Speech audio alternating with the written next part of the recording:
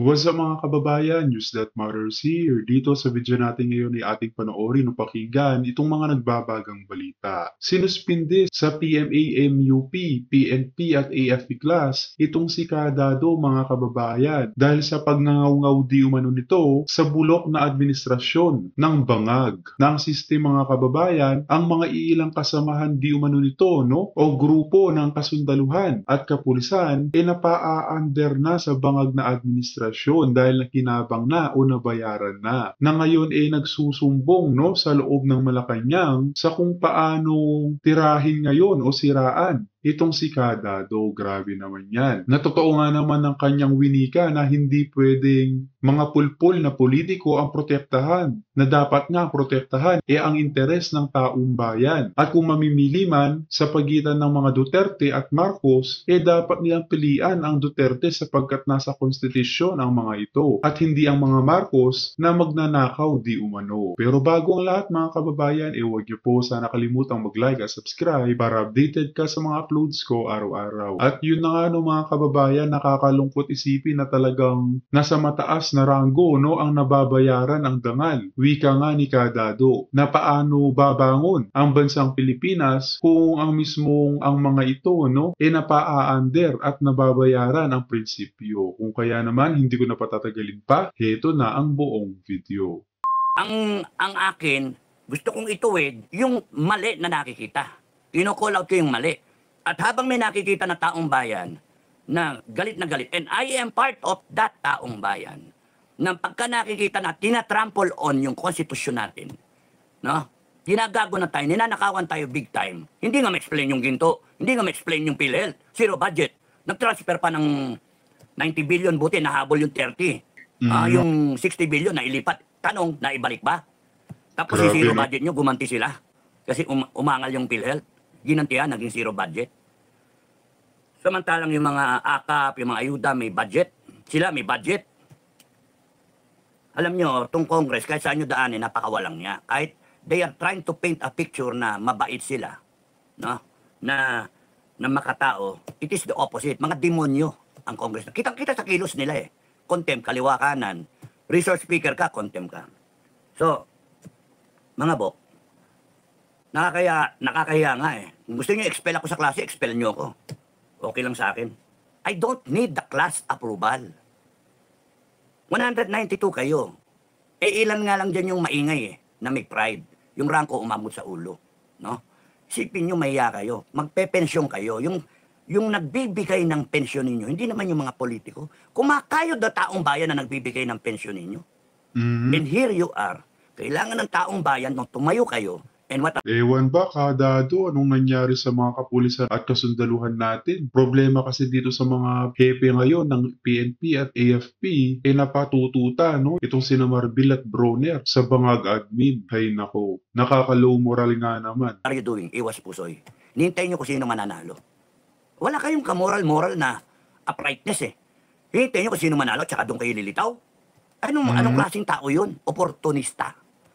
Hindi kayo makadecide kasi may mista tayo sa gobyerno. Tama. Pwede ba isipin nyo yung, kaya may mista ka sa gobyerno kayo wala, isipin nyo yung tama. Tama ba yung ninanakawan tayo? Tama ba yung may nagdodroga sa Malacanang? Tama ba yung mga kilos ng mga tao, Malacanang and around Malacanang o mga supporters sa Malacanang?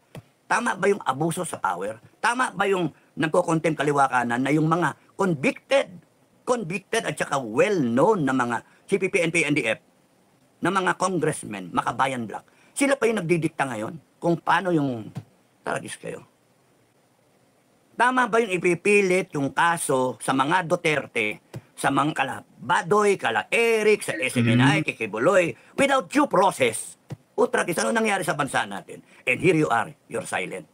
And porke ako, ang ini-issue ninyo, nakikisakay kayo sa naratibo ng Malacanang, ako pa yung masama ngayon, ay nako, bahala kayo sa buhay nyo. I don't need your approval because what is important to me, I have the support of millions ng mga Pilipino.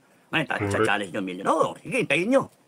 When we proclaim, when we stand up. Actually, Kadado, yung ginagawa yung pagngaw-ngaw sa social media, napakalaking tulong upang mabuksan ang kaisipan ng taong bayan. sa tunay na nangyayari sa ating bansa. Paano na lamang kung mananatili tayong tahimik, no? E di diretso kumuloy na talaga tayo, mga kababayan. Hindi okay sa inyo yung magmura ako. Okay, sige. I know, nagmumura talaga ako eh. Magpapakadisente ko? Hindi. Alam niyo kung ba't ako nagmumura? Hmm? Kasi tarantado talaga yung dapat murahin. Sobra, sukdulan ng mga walang niya kayo. Pinagkatiwalaan kayo ng taong bayan. Hmm, Public office is a public trust. Pinagkatiwalaan kayo. Anong ginawa nyo? Inabuso nyo ang tao. Ngayon, mali pa yung tao. Ngayon, anong-ano kayo? Hibang na hibang kayo sa kapangyarihan ninyo as if wala nang tama. katapusan yung kapangyarihan nyo. Mga loko-loko, pinahiram lang namin sa inyo yan. True power lies with the Filipino people and we will show to you what that power is. Hintayin lang kayo, tapos lang namin yung Pasko, tsaka New Year eh. Wala nang sikreto. Ina-announce ko. No? We will show you the true power of the Filipino people. And I will stand for it. Si Metran, FGF, lahat kami. Yung mga alangan sa FGF, huwag kayo sumali. Bahala kayo sa buhay nyo. Pero kinakailangan ipakita, magsama-sama tayo, itayo natin, linisin natin ang Pilipinas, ayusin natin. We implement the Constitution. BBM, meron kang hanggang 25. Sinasabi ko, seryosohin mo. Ha? Hanggang December 25 as the President of the Republic na hinalal ng taong bayan. The Board of Directors kami yon. Hinalal yung Presidente ng Pilipinas. Nagalal kami ng Vice President. Kung sakasakaling ikaw, palitan ka namin, terminate ka namin, lalagay namin yung Vice President. Tatanungin ko lang si Vice President, ano, kaya mo? O hindi mo kaya? Gusto mo? Ma'am? Gusto mo? Love you. Gusto mo? Kaya mo? So, supportahan ka namin with the power of the Filipino people. Hindi yung kung sino-sinong, putragis, may nagsasabi, akong tumayo. Wag na, ayokong tumayo. Lintsugan na yan. Ang daming problema, pamamanan nyo sa akin. Gusto nyo kong matake. Ilagay natin sa tama, ang may mandato si BBM at si Inday. Ngayon si BBM, sinayang yung mandato. Yun yung reality. Correct. Yun yung real talk. Sinayang. I'm trying to save you, BBM. I'm trying to save you. Sana maganda. Sayang yung Wika nga ng taong bayan, hindi rin alam kung anong klaseng presidente ang meron tayo ngayon eh. Na nakakagalit man, nakakadismaya, no? Pero hindi makakaila na parang walang alam, no, sa kanyang mga ginagawa. Na Mr. President, kung nakikinig man po kayo, itigil niyo na yung pagiging bangag niyo. Kawawa naman na nasasakupan ninyo. Oh. Ang daming mga ordinaryong mamamayan ang nagtitiis sa kahirapan. Iuna niyo naman ang taong bayan bago ang pagpupulburo ninyo. binigay sa'yo eh. Binaboy mo eh. Kamot-kamot ulo ka, anong gagawin natin? Wala. Mario Joseph ka, papaubayan mo sa asawa o kaya kay Tamba. Hindi, tumayo ka. Be presidential. Be presidential. Hmm, Ay, nako. Meron ka hanggang 25, December. Yun yung ultimatum ng taong bayan sa'yo. Hanggang December 25, you talk to the people, you tell them you're going to submit yourself to a hair follicle drug test. Hindi pwedeng yung angas ka, angas presidente, angas mayabang, angas ka above the Filipino people. Hindi pwede yun. We, the sovereign Filipino people, magbasa ka ng konstitusyon, memorize mo. Tanungin ko sa iyo yan eh. Anak ng tokwa kayo, mga palpa kayo, mga wala kayo sa hulog, mga politiko. Pati kayong mga MUP na hindi makadesisyon. Isipin nyo, pensyon ninyo galing sa taong bayan. Kayod na kayod ang taong bayan, and here you are, enjoying the pension. Maglalabas kami ng decree na hindi pwede yan. Hindi pwede yan. So, you better choose a side. No? You pick a side. Kung gusto nyo dyan kay BBM, dyan kayo. The middle ground is taong bayan. The hmm. middle ground is taong bayan. Yung Constitution. Yun yung middle ground. No-brainer. No? Pagka yung taong bayan ang tumayo, you pick a side. Taong bayan ba kayo? O dito kayo sa side ng Marcos, o dito kayo sa side ng Duterte. Kung dito kayo sa side ng Duterte, walang problema. Kasi yung Duterte, nasa Constitution, na siya yung successor. Correct. Oh, walang problema eh. Pero kung nag-pick kayo sa side ni BBM, you're choosing the side of drugs, communist, plunderer, abuso sa power, violators ng Constitution. Doon kayo. You better defend him to the death. Diba? Because the people rising up will be in the millions. And you better defend what you believe in. Kasi kami, we will defend what we believe in, the Filipino people. Di pwede yung astang mga, ano tayo, astang Jurassic tayo. Masyado tayong ano. Okay, yung inaano ko. Kaya, yung nagsabi sa akin, mga bok, hindi May mga nahihiya na mga mista, natatakot, baka sabihin, shabby sila. Bok, wag nyo nang pagkasaya ng panahon. Wag nyo na akong pagkasaya ng panahon. As far as I'm concerned, yung klase, okay lang sa akin, i-expel nyo ko sa klase. The end is not my class. Class 83 is just class 83. Once upon a time, we were cadets.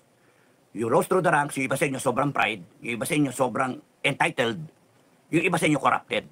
Hindi lahat. Yung iba sa inyo tahimik, natatakot, nahihiya. Yung iba sa inyo kilala ko.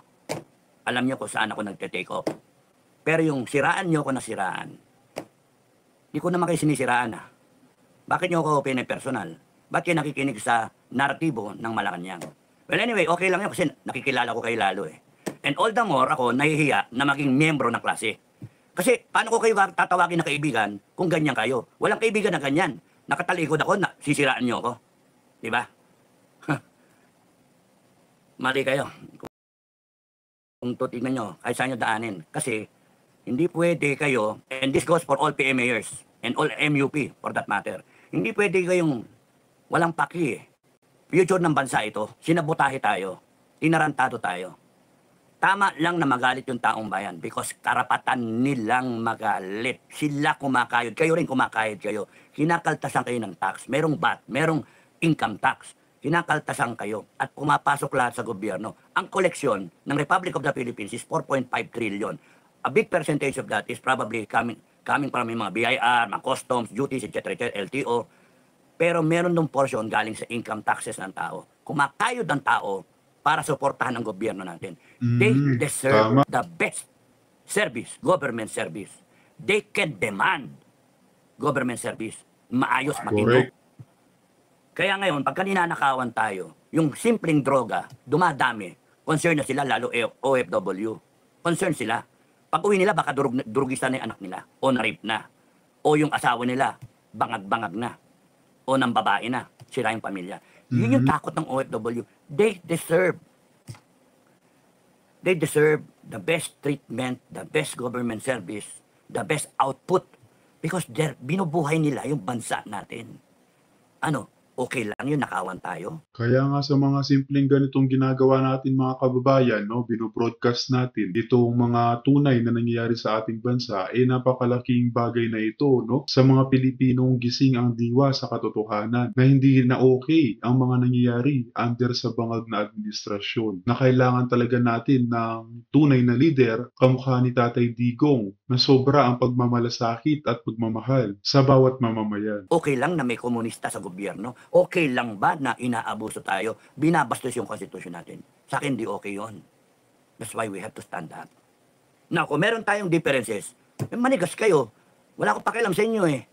Hindi namin kailangan ang mga tao na sobrang taas, ang antas na yumabang na or baka nakinabang sa pagnanakaw once upon a time in their lives. Naku. Na they got away with it. So ngayon, Baka nga. intention na lang. Hindi namin kailangan ng mga ganong taong. Kailangan namin ay isang totoong Pilipino. Yun. Tama. That will count. Dun sa madaming Pilipino na gustong ayusin itong bansa na to. Ay, nako. Well, anyway, with or without the MUP, with or without the armed forces or the PNP, the Filipino people will stand up all together. Iba-ibang pinag-aralan, iba-ibang pinanggalingan, iba-iba yung religious na belief, iba-ibang probinsya, they will all stand up nationwide. That's how I want it to happen. Wala pang plano. Kaya mag-alala, mga Intel, wala pang plano. Wala pang plano. It will, alam yung mga ganyan, di naman pinaplano yan eh. Basta pagka may hudyat, yun na yun.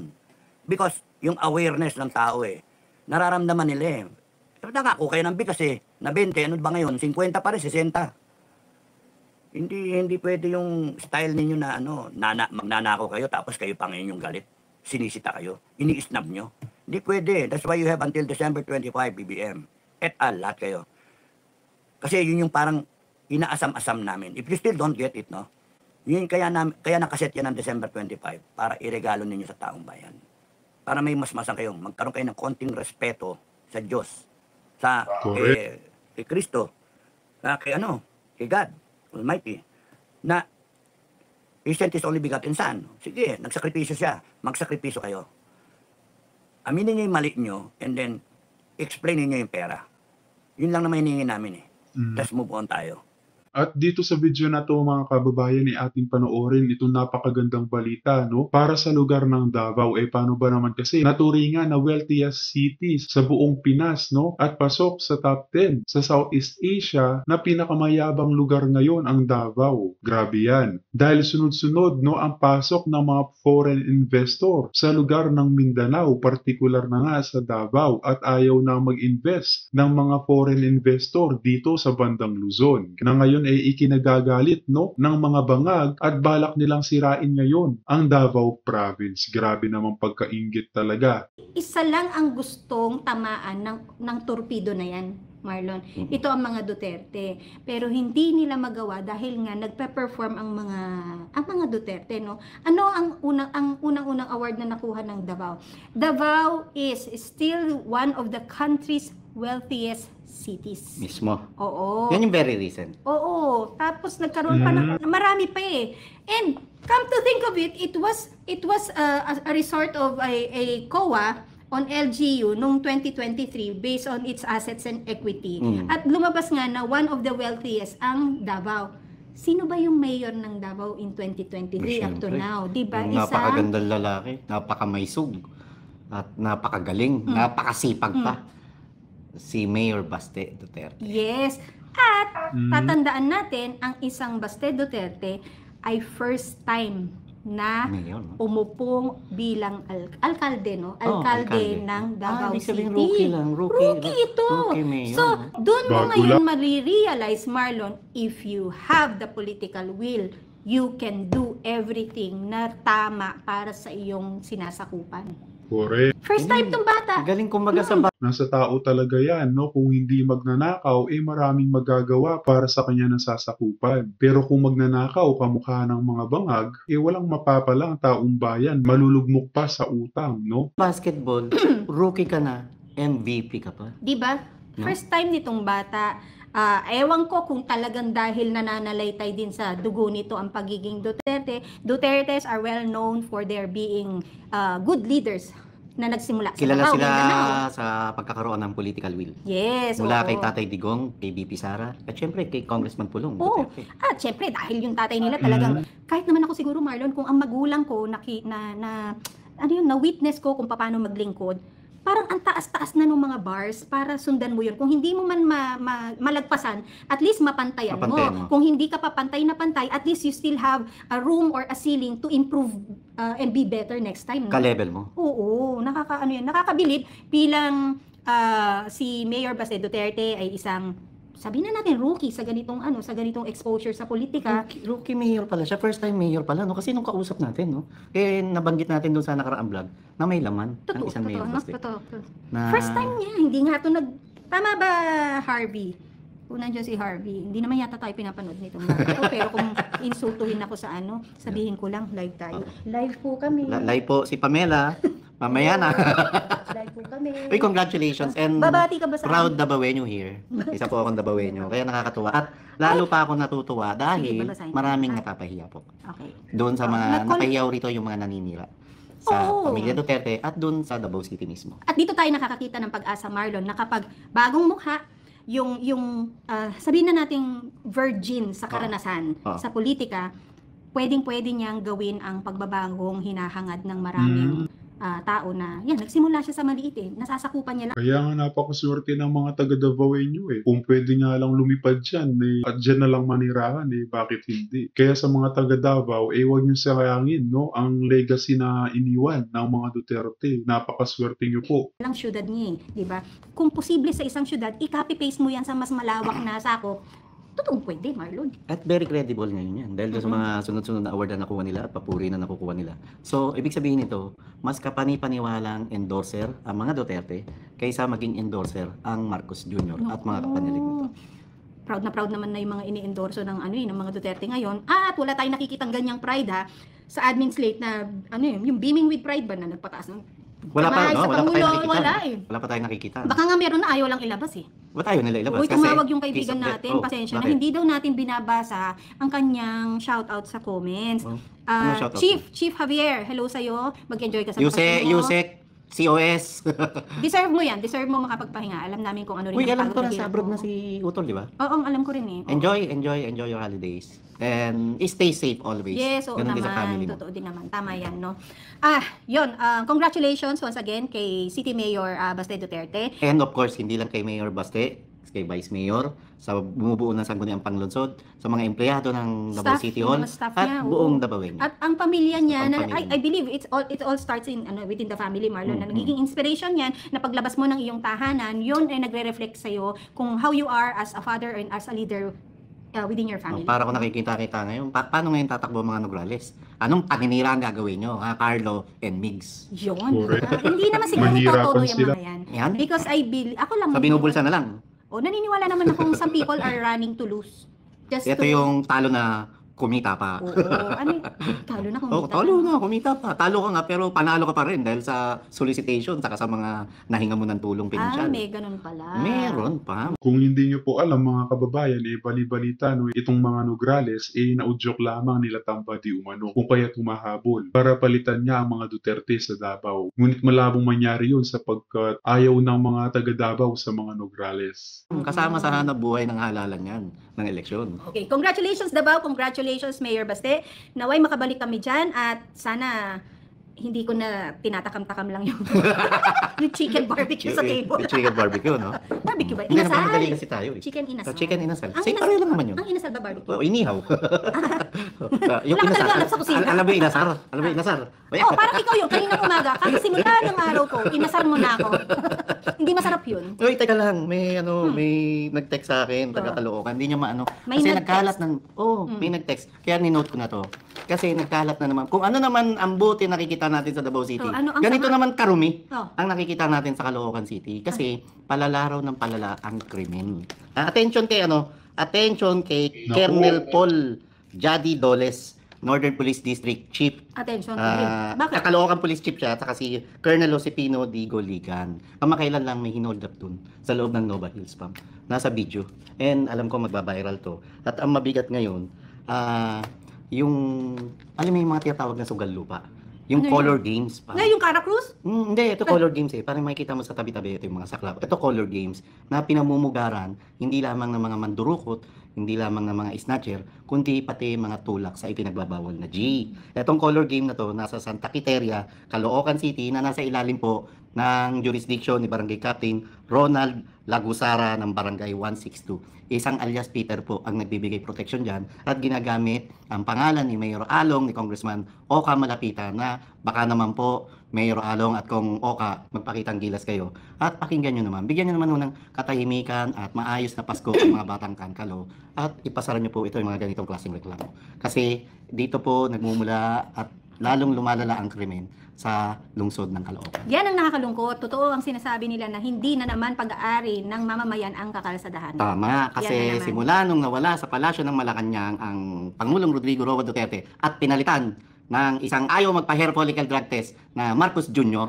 na ang itinalaga pang PNP chief ay si Romel Barbil na nagsasabing kaya lamang sumisinghot ang ilang driver ay para magising sa trabaho. Hindi natin alam Dahil- kung ano magiging epekto nito Grabe, sa no? drones. Para sa true enough, OT. ayan nangyayari. Ginajustify nila ang ginajustify OT, nila. ang maliitan or social usage ng isang illegal substance, acceptable sa mga taong nag-o-overtime. Correct. Sabi ni Abby Queen, kaway-kaway. Oh, yun pala, kaway-kaway. Kaway-kaway, bago. Mangalay. Wow, makahirit lang.